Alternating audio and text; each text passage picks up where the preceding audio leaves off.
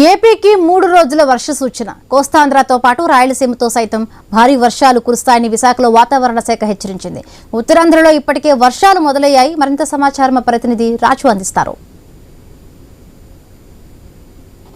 పశ్చిమ మధ్య బంగాళాఖాతంలో ఏర్పడినటువంటి అల్పపీడన ప్రభావంతో రాబోయే 48 గంటల్లో కూడా ఏపీ వ్యాప్తంగా వర్షాలు పడే అవకాశాలు ఉన్నట్టు తెలుస్తుంది. ఎక్కడెక్కడ ఏ ప్రాంతాల్లో భారీ వర్షాలు, అదేవిధంగా ఏ ప్రాంతాల్లో అతి భారీ వర్షాలు కురిసే అవకాశం ఉందో తెలుసుకునే ప్రయత్నం చేద్దాం. మనతో పాటు విశాఖ తుఫాన్ హెచ్చరికల కేంద్రం అధికారి ఏవిఎస్ శ్రీనివాస్ గారు ఉన్నారు. సార్ చెప్పండి, ఈ అల్పపీడన ప్రభావం ఏ విధంగా ఆంధ్రప్రదేశ్ మీద ఉండబోతుంది?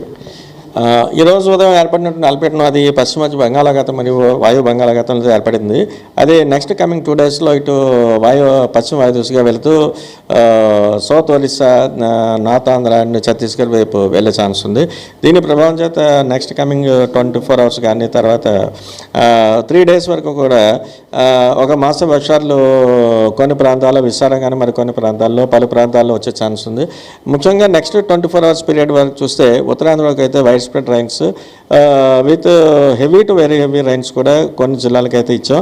అవి ముఖ్యంగా ఇవి అనకాపల్లి, కాకినాడ, ఈస్ట్ గోదావరి. ఇక్కడ ఇందులో చూస్తే ఈ మ్యాప్లో మనం చూస్తే ఏ జిల్లాలకైతే మనం ఎల్లో అలర్ట్స్, ఏ జిల్లాలకైతే ఆరెంజ్ అలర్ట్స్, అలాగే ఏ జిల్లాలకైతే అసలు నీల్ వార్నింగ్స్ ఇచ్చాం అనేది క్లియర్గా తెలుస్తుంది.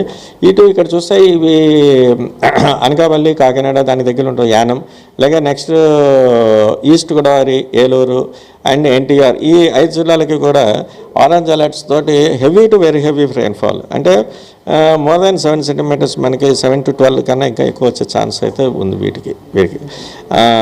దాన్ని అంతటి హెవీ రెయిన్ఫాల్.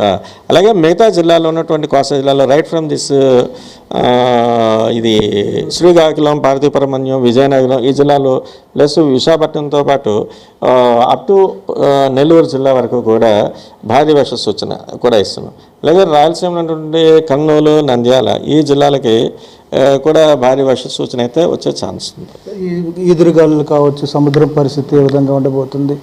ముఖ్యంగా చూసుకుంటే ఇప్పటి వరకు ఉన్నటువంటి నివేదికల ప్రకారం భారీ వర్షపాతం ఎక్కడ నమోదైంది, పరిస్థితి ఏమిటి?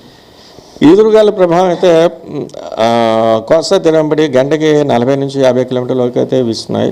అది కొన్ని సందర్భాలు 60 కిలోమీటర్ల వరకు వెళ్ళే ఛాన్స్ ఉంది. అలాగే నెక్స్ట్ సీ రఫ్నెస్ కూడా గ్రాడ్యువల్ ఇంక్రీజ్ అవుతుంది. వీటన్నిటి దృష్ట్యా మత్స్యకారులు అందరినీ కూడా మన తీరంబడి ఉన్న మత్స్యకారులందరినీ వేటకు వెళ్ళొద్దని చెప్తున్నాం. అలాగే నెక్స్ట్ ఈ thunder Storm activity associated with lightning కూడా ఆల్మోస్ట్ అన్ని జిల్లాలకు కూడా 1-2 చోట్ల వచ్చే ఛాన్సెస్ అయితే ఉంది. అలాగే స్ట్రాంగ్ సర్ఫేస్ విండ్స్ కూడా గంటకి 30 నుంచి 40 కిలోమీటర్ల వరకు వచ్చే ఛాన్స్ ఉంది. Next last 24 hours rainfall activity చూస్తే ఇటు కోస్తా జిల్లాలో మటుకు ఒక మాదిరిగా ఉంది. మ్యాక్సిమం రైన్ఫాల్ ఒక బాపట్లోనే 4 సెంటీమీటర్స్ వరకు రికార్డ్ అయింది. వేరే రాయలసీమలో మటుకి నంద్యాల జిల్లాలో ఉన్న ఆత్మకూరులో అయితే 9 సెంటీమీటర్స్ వర్షపాతం, అలాగే నంద్యాల జిల్లాలో బనగానపల్లి కూడా 6 సెంటీమీటర్ల వర్షపాతం అయితే నమోదైంది. ఇది అల్పపీడనం రాబోయే రోజుల్లో వాయుగుండంగా మారే అవకాశాలు ఎంతవరకు ఉన్నాయి? అసలు ఆ గమనం ఏ విధంగా ఉండబోతుంది? ప్రస్తుతానికి అయితే ఫర్దర్ ఇంటెన్సిఫికేషన్ గురించి మనం చెప్పట్లేదు. ఇది పశ్చిమ వాయు దిశగా వెళ్తూ ఇటు సౌత్ ఛత్తీస్గఢ్ దాకా వెళ్ళే ఛాన్స్.